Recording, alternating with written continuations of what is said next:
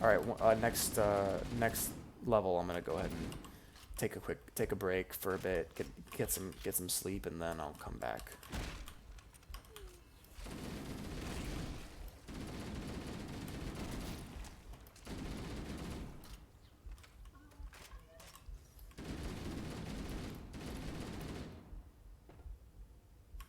Cool.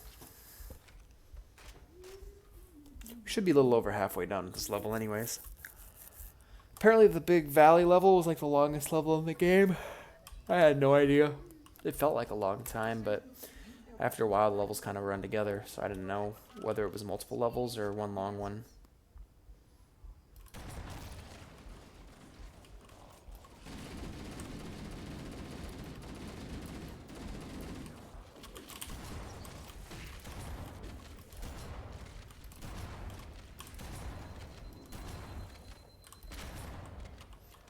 Ah, nice. Very nice.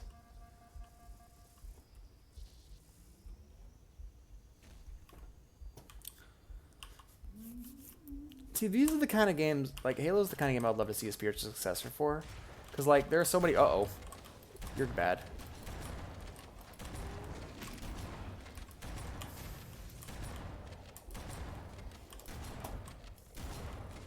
There we go. That was efficient. But, what was I going to say? Yeah. Like, I wish a lot more Xbox 360, or, sorry, Xbox, PS2, and GameCube era games would get spiritual successors and, like, tributes on Steam. There are, like, so many tributes to the Super Nintendo and NES era, but not enough tributes to the PS1, PS2 era. Like, I really do feel like that's when I was a kid, you know? I really enjoy that kind of thing, and I wish that somebody would pander to my nostalgia rather than people that are slightly older than me. But hey, I don't gotta complain. It helped me appreciate the types of games I never would have gone back and played. You know, like I never would have gone back and played Mega Man or Castlevania without playing Shovel Knight first. I never would have appreciated like different genres if I hadn't played the newest, most modern version.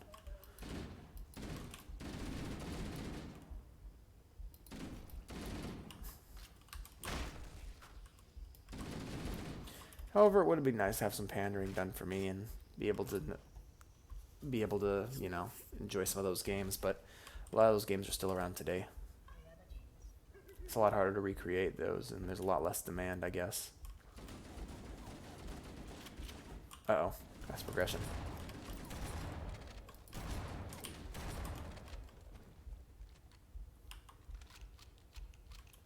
Cool.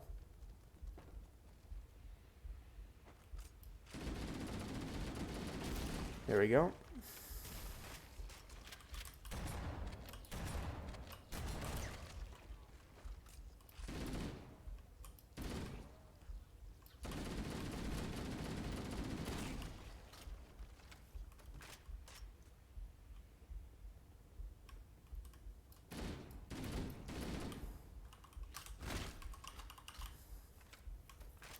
Looking forward to Destroy Humans coming out. That's going to be fun. I'm looking forward to FF7 coming out. That's going to be fun. Yeah, most of the games that I would play aren't getting like spiritual successors, or that I played as a kid aren't getting spiritual successors. They're getting full remakes. And I can't really complain about that. It's cool that the brand is still associated with the product, but it would be nice to see some people have a new take on these kind of games. Because I like Shovel Knight far more than I like Mega Man, you know? Maybe that's blasphemy, perhaps. I don't know. But I just know that if you ask me, would you like to sit down and play Mega Man 1 or Shovel Knight 1, I will go, of course, Shovel Knight. Or like Hollow Knight. I like Hollow Knight better than Symphony of the Night or Metroid, you know? I really don't enjoy Metroid all that much, actually. I've been playing through Zero Mission, which is considered to be one of the easier games in the franchise for beginners, and I don't really like it. A lot of really basic boss fights, a lot of things that are based not around your own skill, but around how lucky you get when you're bombing the environment. I just don't find getting lost and not progressing to be a fun gameplay mechanic. Like, oh shit, I'm lost. When are you ever having fun when you say that? You know? Whereas you can still have fun by losing to a boss or trying to solve an interesting puzzle. Being lost and not knowing where to go is literally just a game of luck. You just kind of wander until you find the location you need to go or the right wall to bomb. And when you figure it out, you don't feel satisfied. You just go, alright, cool, now I can continue playing the video game and progressing.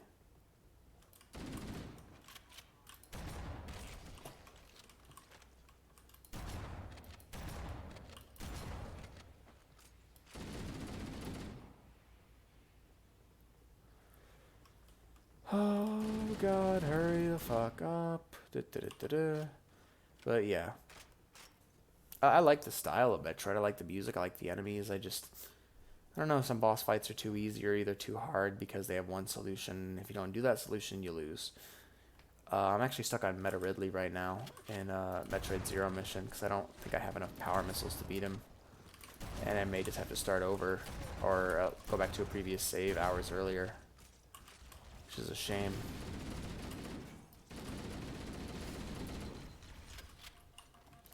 Yeah, they're firing down range at me. I'm gonna have to bait them in. There we go.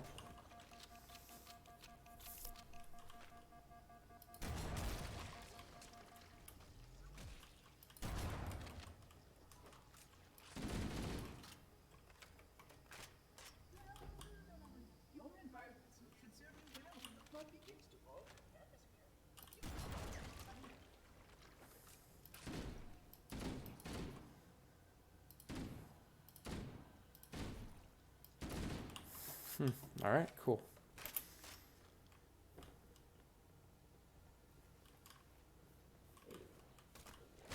Oh, hey, hey there. I was looking for 343.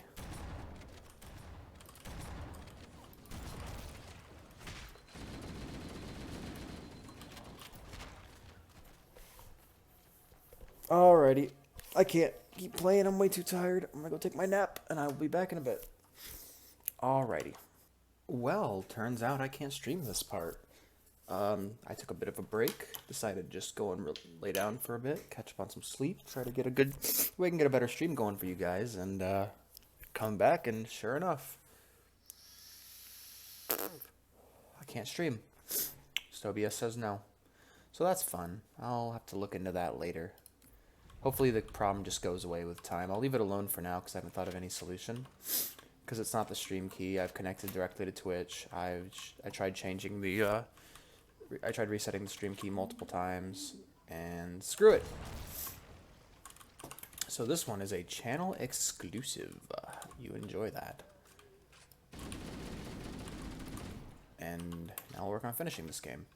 Hey, Guilty Spark. Good to see you.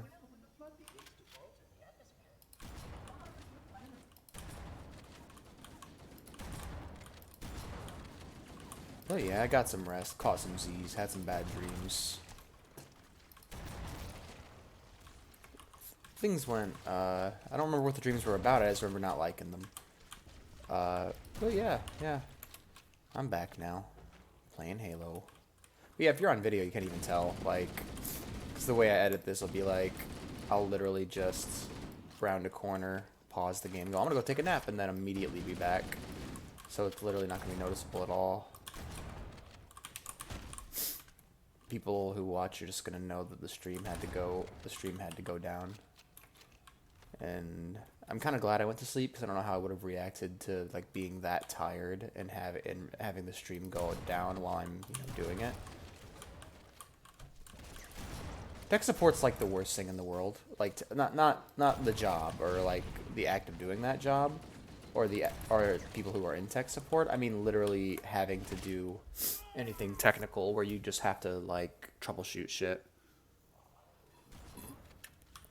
It is like the most infuriating, unsatisfying, miserable thing about PC gaming, and it makes this hobby of mine miserable. I hate it. Like there was a while ago where my old computer, the one that I invested years and a lot of money on, just stopped working. Don't know why. It just did. Fucking shotgun motherfucker. But yeah, years and years of work and effort and just misery with every little thing that went wrong with that piece of shit. Just down the drain. For what reason? I don't know. Just it was just that way. And that was the day that I nearly gave up.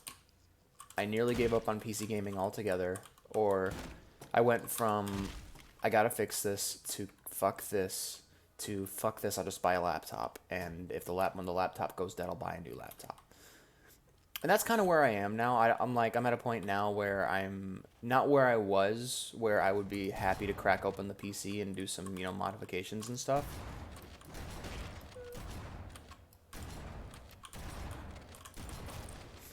I'm where I am now. It's like I won't even touch my RAM. Like I don't even feel confident in my ability to change up my RAM. And if all my hard drives are going to be external, I'm not doing anything internal on the PC. I'm going to take it to a shop and have them do it. That way, if something goes wrong, I have someone to blame, and I know that I can get my money back. Whereas if I do it myself, it's just going to be a waste of time and money, and I may not even fix the problem. I might as well have an expert do it for me. Treat it like a car, you know? And that's just how that's going to be. But, like, yeah, it's just the way I play video games now. I've invested too much money into PC gaming to actually turn back. And I'm the same way now with PC gaming as I am with religion. And I'm going to go somewhere with this. I'm not crazy. Back when I first gave up religion for myself and became somewhat of an atheist, I was like, oh yeah, you're wrong, you're all wrong. I have to like debate with religious people and stuff. And I hit a point and I'm like, no, I don't. The fact that they're able to believe in a God and be happy with their lives and not live in existential horror of life after death and death as a whole is amazing.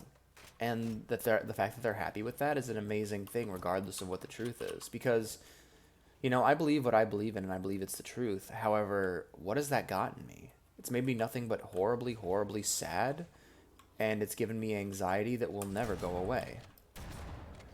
Meanwhile, somebody with faith can just relax. It's the same way about PC versus console gaming. I used to sing the praises of PC gaming, get into these huge arguments with people who played on console, trying to convince them to come over to my side, and it worked for a few people, and they were happy.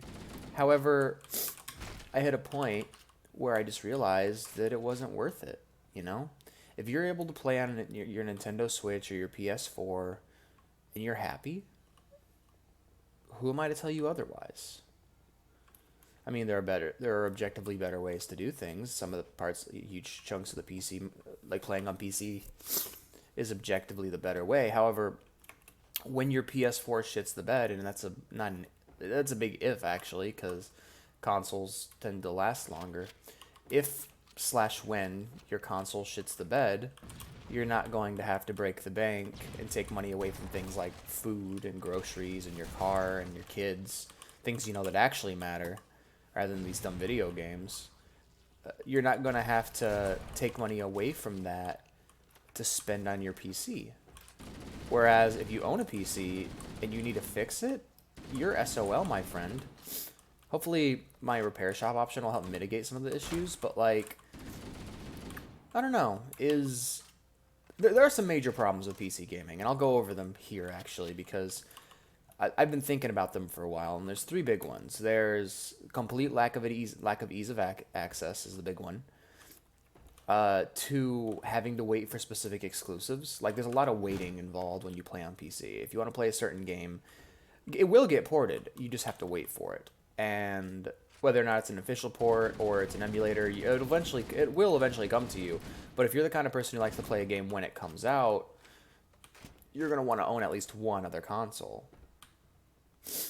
And finally, it's that's thing number one, and that's thing number two, actually. I'm sorry, I'm very tired. And then thing number three is games are completely devalued. It is so easy with a minimal amount of money, and with no money, actually. You could build up a massive library of games with no money, and it completely devalues the idea of getting a new game. If not only, there's Steam sales, there's GOG, there's deals on sites like Humble and ChronoGG. That's so easy to buy so many games, and you're never going to run out of things to play, but that's the problem. you're never going to run out of things to play. You're never going to have a reason to go back and replay old games because there's always a new game waiting for you. And when you do go back and play old games, you just feel guilty because you have all these other games you bought that you have not gone through yet. And you just kind of sit there miserable and you try to make backlogs and play the games in alphabetical order and do different things like that. But eventually it's all in vain because that new thing will come out and you got to buy it. You know, you can't just let Wasteland Remastered sit there. You need to pick it up. You know, it's a bummer. It's a real fucking bummer. Also, certain games and certain developers will ruin their games on PC for no reason. So, like any game by Ubisoft has Uplay, which can ruin the game for people.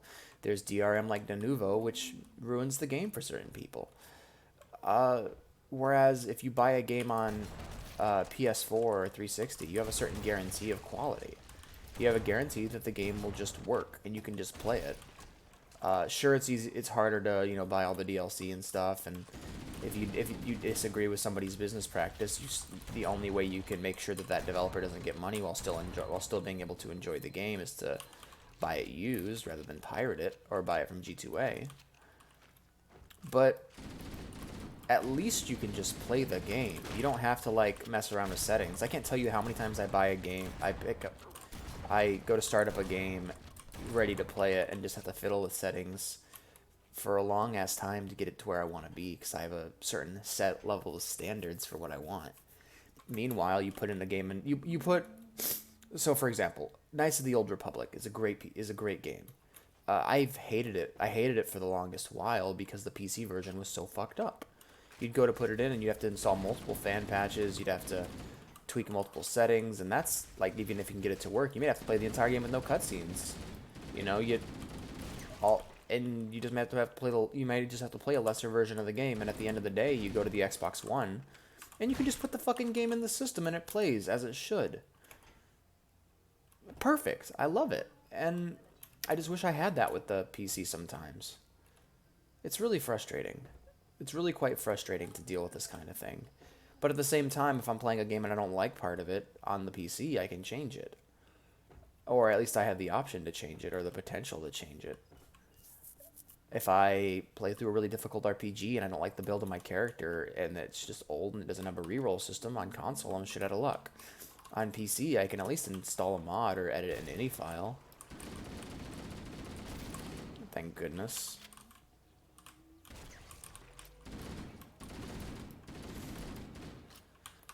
That's another thing.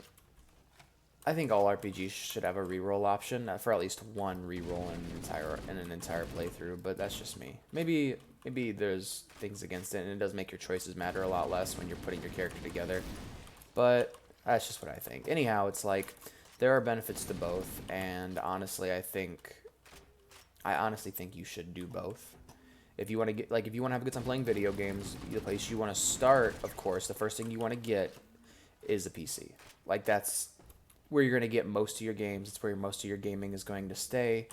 And then at the beginning of each generation, or even at the end if you're willing to wait. If you're willing to wait, picking up a console at the end of the generation is a much better idea because at least then you have choices.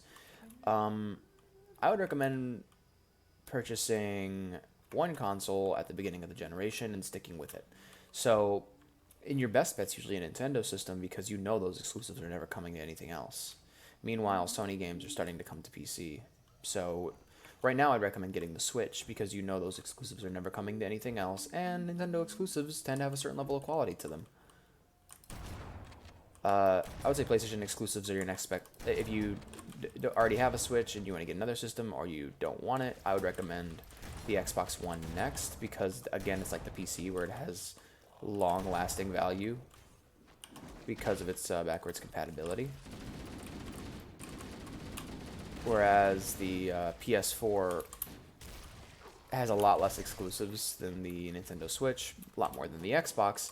However, it has no backwards compatibility, so you're going to be losing a lot of value in that system.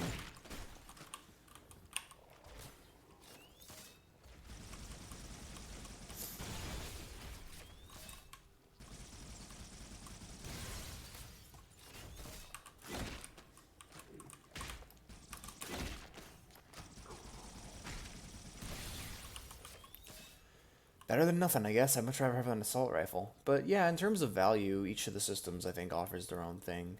But the PS4 is in this weird middle ground where it's not nearly as good as the competition in either way, but it has certain exclusives that people feel like they need. Honestly, I don't really want the PS4 that bad, and especially now, it's like I think I made the wrong choice at the beginning of the generation because I wanted I wanted my fucking Kingdom Hearts and Metal Gear Solid. Like the three games I was looking forward to most at the beginning of the generation were I need to get away.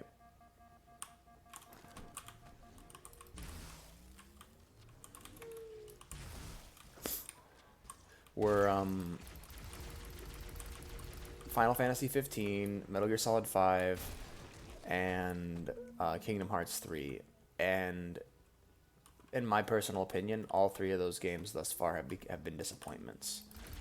Uh, Final Fantasy 15 is a disaster. It's a mess of a game, and I liked it when I first played it, but in retrospect, I don't really have anything nice to say about it. I mean, besides the fact that its story is good. Like its story is at least comprehensible. It's better than Final Fantasy 13's story, which if that's saying anything. But I'm gonna go ahead and pick my shoddy back up. I need my assault. I need some sort of assault rifle, so I'm gonna go and backtrack and see if I can find a weapon. Hopefully, I don't die on the way there and they don't spawn more enemies on me. But yeah, it's like I backed the wrong horse this generation. I regret getting the PS4, and I wish I would have waited and spent the money on the PC or on the Switch instead. When I quit my job, I wanted to have enough money to buy a PC, but I didn't have enough saved up. So instead, I bought myself a PS4, and that stands as one of my biggest regrets because I barely got any use out of the damn thing. I used it to play Bloodborne, and that was it for the longest time. None of the other exclusives really got my attention. Um, the Xbox One was there for Halo, but Halo 5 story wise never really interested me. It made some decisions in the story that I don't agree with, and I like to pretend that Halo just ends at Halo 4. I know some people like to pretend it ends before that, and that's fine too. Whatever you want your canon to be, that's what it can be. I mean, you know what? Let's get into that topic. I think I've talked enough about the consoles. Games having. I've never been a fan of canon personally. Or like I have been in the past. I used to be obsessed with it, like everyone else on the internet is. But ask yourself a certain question: who gets to decide what is or isn't canon? Is it the company that owns a brand, or is it the original creator? Um, but you got to think about it. Take Star Wars or Halo for instance. A lot of the people that put work into the canon are just fans who got themselves jobs as writers. Same thing goes for something like Fallout. A lot of Bethesda is just full of Fallout fans who got themselves jobs as writers, and they wanted to write it, and now their games are canon because their company just happens to own the brand. So what does this mean? Uh, my point is that it's fiction. It's not real anyways. I mean, as long as the individual little stories of that world have internal consistency and quality, that's all that matters. It doesn't matter when in a massive timeline it takes place. Ultimately, it's like each individual story should tell you the background that's needed to know.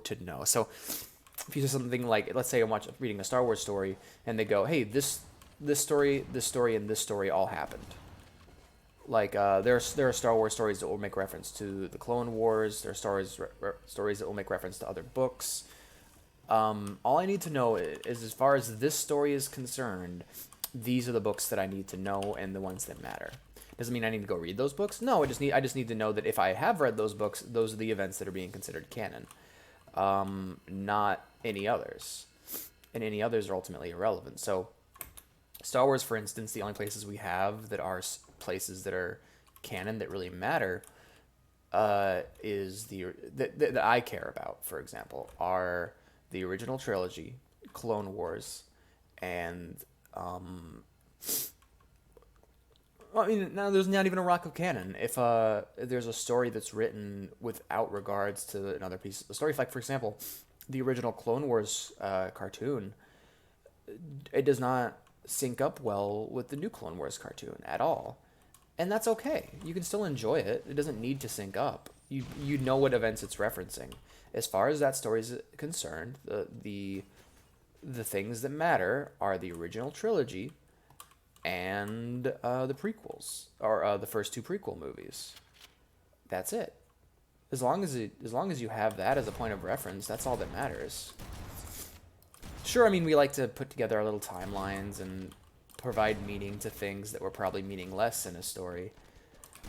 But ultimately, does that really matter? If the story's good, who cares? Like the Zelda timeline, for instance. Does it really? All these extra things really matter? Does it matter when Breath of the Wild takes place? No, because the setup for Breath of the Wild is it's in the land of Hyrule after Hyrule got fucked. We don't need to have any knowledge of any other games. Each game is its own standalone story and should be written as such. Meanwhile, if you play Majora's Mask, you need to know about Ocarina of Time. That's an example of something that is dependent on other canon. But if you know the events of Ocarina of Time, Link to the Past doesn't fucking matter, or Skyward Sword doesn't matter, even though it takes place before it in the timeline. Now, sure, you can look at a character like Ganon and go, ooh, I know why that character is important now. Or you look at the Master Sword and you go, I know this was once Fi.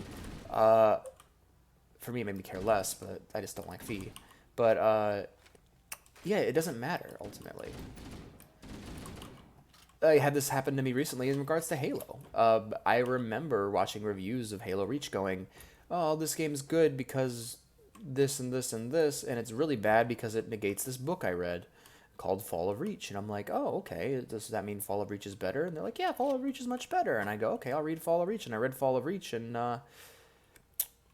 it's better. I'll say that much. It's a better story, but I mean, I still don't care. Reach, I never cared about the characters in Reach. They never, like, none of the characters in Reach actually mattered to me. But I'll save that for the Halo Reach playthrough if that ever happens. If not, I'll talk about it in some other playthrough. I'm certain of it. I'm bad at keeping track of shit. Anyhow, yeah, no, I enjoyed Fall of Reach. It was a good book, but I don't think I enjoyed the parts that other people enjoyed. Like, I didn't give a shit about Master Chief in that story, or Cortana. I just cared about Captain Keyes and his, like, tactical genius, which is going to make some upcoming sections rather sad. But yeah, Captain Keyes is, like, one of my favorite Halo characters now. I've been told to read Harvest, which is Sergeant Johnson's story, from what I've heard. I might be wrong about that, but I'm wrong about a lot of things. But I'm willing to learn. But yeah, canon doesn't matter, because it's all fiction anyways. Who cares? I mean, if you care, good. Good on you. But just don't try to realize that what matters most is the story that you're reading, not the stories that exist outside of it. It doesn't matter if this character already died twice and they're coming back. Pay attention to how they're represented inside this story. Like, right now, I'm reading the Thrawn trilogy of Star Wars books, and I love, okay, I don't love the sequel trilogy. I like parts of it. I like Kylo Ren. I like Poe. I like Poe Dameron. I like Luke Skywalker, but not in that story. Okay, I like two characters. I like Poe Dameron and Kylo Ren. I like them as characters. I think they're fun to be around, and I like where their stories go. Well, no, I don't actually. I hate where their stories go, but I still like them as characters. And I can still like them as characters even if I didn't like those movies, and even if I'm reading stories that negate them. Like, I'm reading the Thrawn trilogy, which are non-canon anymore, but who cares? They're good stories. That's what makes me love series like Mad Max and Twisted Metal, and Warhammer 40k would be the best example of this. It's gray canon. It's just stories of this far-off magical world. You know, Twisted Metal, every single game is a complete reboot. I mean, Twisted Metal 1 and 2 and Head On are sequels to each other, of course. But besides that, every single new Twisted Metal release is just a collection of stories of this twisted, messed up world. And you can like each individual one for its own merits. For its interesting stories and characters and levels and just fun combat. Or like you watch the Mad Max movies. Mad Max 1, 2, 3... Fury Road, the game. Which one's canon? Which ones aren't? Which one has the timeline? Who cares? It doesn't matter. It's just stories of this world. Prince of Persia, same thing. So, what does canon actually matter?